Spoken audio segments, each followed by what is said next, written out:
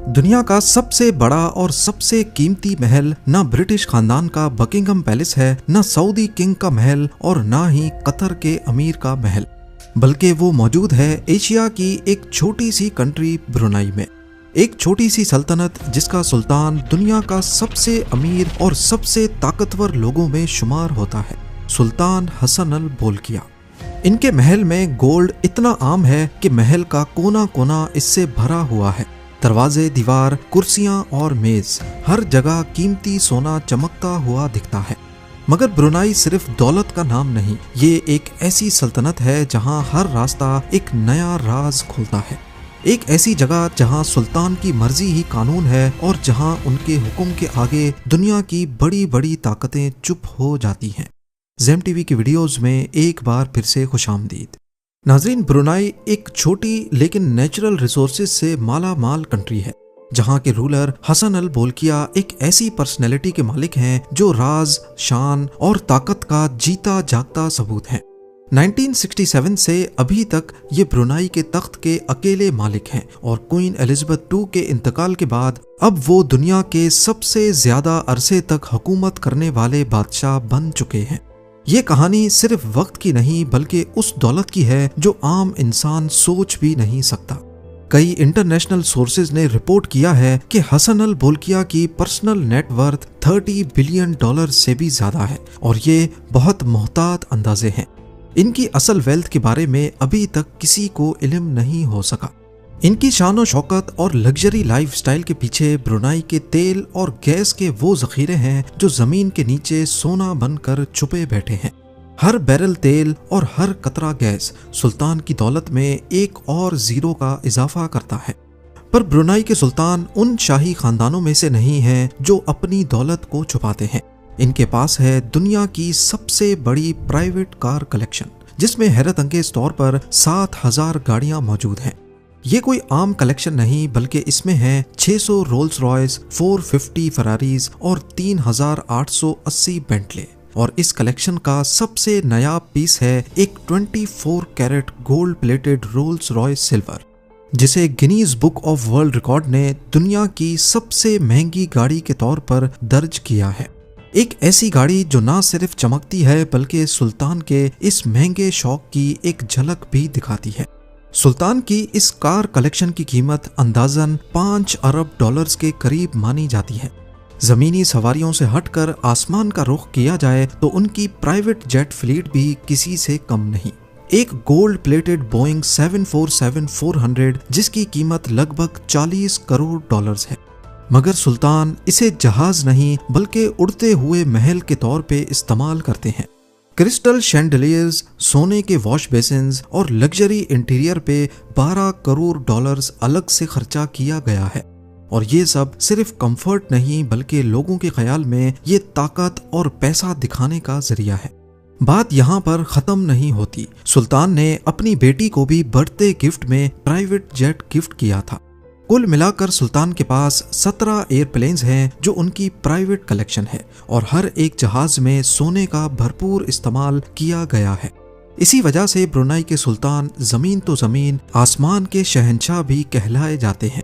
सुल्तान की पर्सनैलिटी के और भी कई दिलचस्प पहलू हैं, जैसा कि वो रॉयल मिलिट्री एकेडमी सैंडहर्स्ट के एक सर्टिफाइड पायलट हैं और अपने पसंदीदा बार्बर को लंदन से ब्रुनाई बुलाकर सिर्फ एक हेयर कट पर $21,000 खर्च करते हैं। ये उनके लग्जरी लाइफस्टाइल का एक छोटा सा नमूना है। सुल्तान एक आर्ट कलेक्टर भी हैं जिन्होंने मशहूर फ्रेंच पेंटर रेनवार की पेंटिंग $7 करोड़ में खरीदी थी। खर्चा करने में ये इतने खुले हाथ के हैं कि 1996 में अपनी 50वीं बर्थडे पार्टी पर इन्होंने एक ही झटके में $3 करोड़ बहा दिए, जिसमें माइकल जैक्सन को परफॉर्मेंस के लिए ही $2.25 करोड़ अदा किए गए। इस दौरान पूरे मुल्क में 2 हफ्ते की छुट्टी मनाई गई और खास इस ओकेजन के लिए पूरा एक नया स्टेडियम बनवाया गया, जिसमें दुनिया भर से 60,000 रॉयल गेस्ट ने शिरकत की।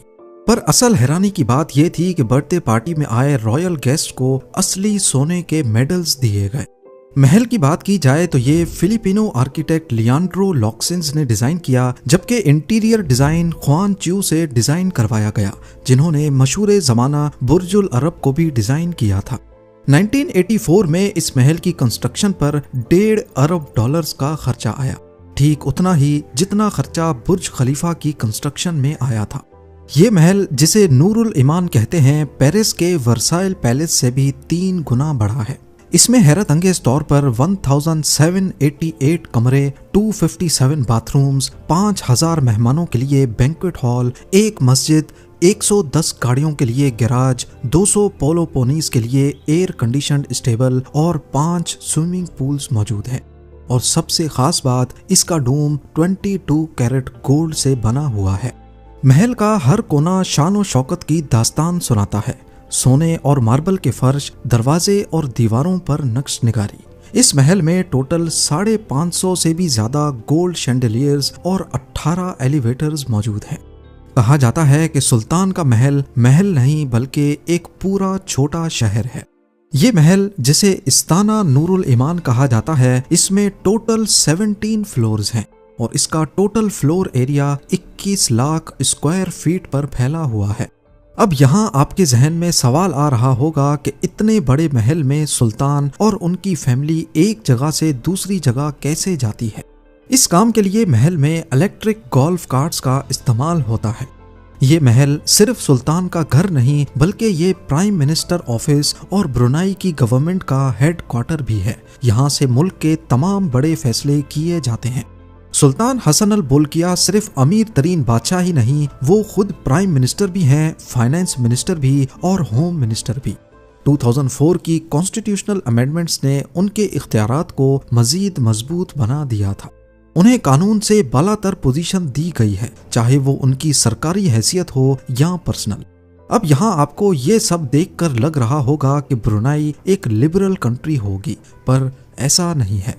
उनकी हुकूमत का सबसे अहम पहलू शरिया कानून का नाफिज करना है। 2019 में सुल्तान ने इस्लामी कानून को मुकम्मल तौर पर नाफिज किया। इस कानून के तहत एडल्ट्री और होमोसेक्सुअलिटी करने वाले को पत्थर मार मार कर मौत देने की सजा दी जाती है, जबकि चोरी करने पर हाथ काटने जैसी सजाएं भी हैं। ये इकदाम दुनिया भर में सख्त तनकीद का निशाना बना, जिसके नतीजे में लंदन और पेरिस में सुल्तान के लग्जरी होटल्स के बाहर प्रोटेस्ट भी रिकॉर्ड किए गए। ब्रुनाई में अल्कोहल और पोर्क पर तो सख्त पाबंदी है ही, पर यहाँ तंबाकू नोशी करना भी इल्लीगल है। फतवे सिर्फ सरकारी मुफ्ती ही जारी कर सकते हैं और उनके फतवों का मजाक उड़ाना भी काबिले सजा जुर्म है। यहाँ जुमे की नमाज में तमाम मर्दों को शामिल होना लाजमी है और तमाम औरतों पर फर्ज है कि वो अपने कपड़े ऐसे पहने कि जिस्म पूरा ढका हुआ हो। इन तमाम सख्तियों के बावजूद ब्रुनाई में कुछ चीजें बिल्कुल मुफ्त हैं, जैसा कि एजुकेशन और मेडिकल। यहाँ किसी किस्म का इनकम टैक्स भी नहीं है। यही वजह है कि यहाँ के बहुत से सिटीजन्स अपने सुल्तान से मोहब्बत करते हैं और उन्हें अवाम का सुल्तान कहते हैं। उनका मानना है कि शरिया कानून ने मुल्क को पुरअमन रखा हुआ है और क्राइम की परसेंटेज कम की है। मगर वहीं बहुत से लोगों को ये मुल्क बहुत बोरिंग लगता है और वो थोड़ी आज़ादी के लिए मलेशिया के शहर मिरी की तरफ निकल जाते हैं, जहाँ अल्कोहल और आज़ाद माहौल मिलता है। सुल्तान हसन अल बोल्किया की पर्सनैलिटी कई कंट्रोवर्सीज का शिकार भी रही है। उन पर इल्जाम लगा था कि वो अपने भाई जाफरी के साथ प्राइवेट पार्टीज में शामिल होते रहे हैं। 1997 में मिस यूएसए शनून मार्केटिक ने सुल्तान और उनके भाई पर केस किया था, ये दावा करते हुए कि उन्हें होस्टेज बनाया गया और गलत काम करने पर मजबूर किया गया। लेकिन यूएस कोर्ट ने सोवरेन इम्यूनिटी की वजह से सुल्तान के खिलाफ कोई फैसला नहीं दिया, जिससे ये जाहिर होता है कि वो पैसे के साथ साथ भरपूर ताकतवर शख्स भी हैं। इसके अलावा 1990s में एक और स्कैंडल हुआ था, जिसे अमेंडियो क्राइसिस कहा जाता है। ब्रुनाई के सुल्तान के छोटे भाई प्रिंस जाफरी बोल्किया पर इल्जाम लगा कि उन्होंने अरबों डॉलर्स की शाही दौलत का गलत इस्तेमाल किया था। उन्होंने लग्जरी यॉट्स, प्राइवेट जेट्स और हजारों कीमती गाड़ियों पर पानी की तरह पैसा बहा दिया। इसकी वजह से ब्रुनाई की रेपुटेशन को अच्छा खासा झटका लगा और ब्रुनाई की रॉयल फैमिली में भी टेंशन्स पैदा हुई। आखिरकार सुल्तान ने अपने भाई से कंट्रोल छीन लिया और उन्हें मुल्क बदर कर दिया। ब्रुनाई एक ऐसी सल्तनत है जहां का एक हिस्सा लग्जरी की दास्तान बयान करता है तो दूसरी तरफ सख्त इस्लामी कानून अप्लाई होता है। पर इन सब के अलावा कुछ ऐसे फैक्ट्स भी हैं जो शायद आपने ब्रुनाई के बारे में पहले कभी ना सुने हो। ब्रुनाई लफ्ज का असल में मतलब होता है दैट्स इट। इसका पूरा नाम नेगिरा ब्रुनाई दारुस्सलाम है, जहां नेगिरा का मतलब है कंट्री और दारुस्सलाम का मतलब है पीसफुल रहने की जगह। ब्रुनाई से निकलने वाला ऑयल और गैस मुल्क की 90% इकोनॉमी चलाता है। वर्ल्ड वॉर 2 में ऑयल की कमी की वजह से जापान ने ब्रुनाई पर कब्जा कर लिया था और फिर ब्रिटिशर्स ने इसे जापान से आज़ाद भी करवाया। 2013 में ब्रुनाई शार्क फिनिंग यानी शार्क की पूंछ काटने पर बैन लगाने वाली पहली एशियन कंट्री बनी। ब्रुनाई में एजुकेशन पर बहुत जोर दिया जाता है और यहाँ का लिटरेसी रेट दुनिया के कई मुल्कों से बेहतर है, जो 98% के करीब है। यहाँ की करेंसी ब्रुनाई डॉलर्स है, जो सिंगापुर में भी चल सकती है। केम्पोंग अयर, जिसे वेनस ऑफ द ईस्ट भी कहा जाता है, ब्रुनाई रिवर पर पानी के ऊपर बनी एक पुरानी बस्ती है जो ब्रुनाई के कदीम कल्चर की झलक दिखाती है। उम्मीद है ज़ेम टीवी की ये वीडियो भी आप लोग भरपूर लाइक और शेयर करेंगे। आप लोगों के प्यार भरे कमेंट्स का बेहद शुक्रिया। मिलते हैं अगली शानदार वीडियो में।